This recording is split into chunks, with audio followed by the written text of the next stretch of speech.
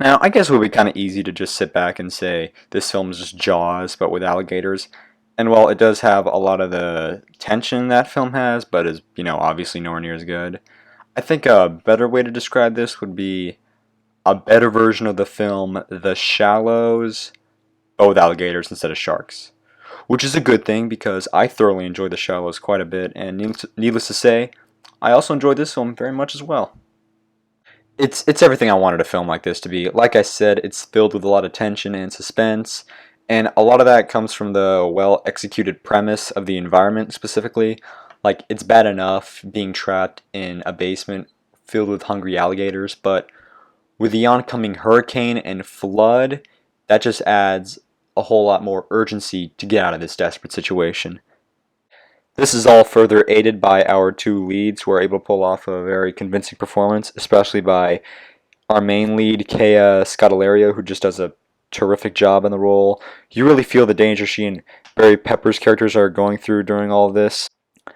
Speaking of the danger, the alligators in this have a very menacing and threatening presence, even if the CGI on them is somewhat noticeable at times.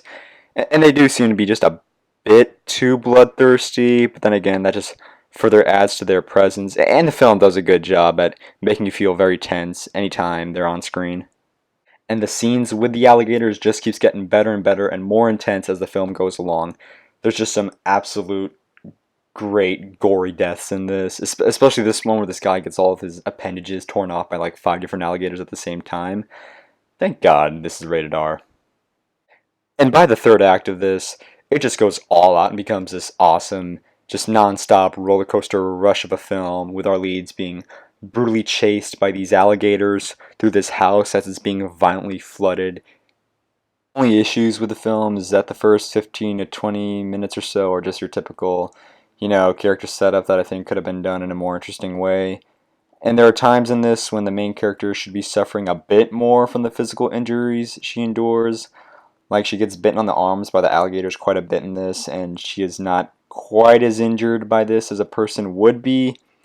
But that's pretty much it for the most part. Otherwise, though, I was really into this. Tons of suspenseful scenes, and an overall pretty satisfying film.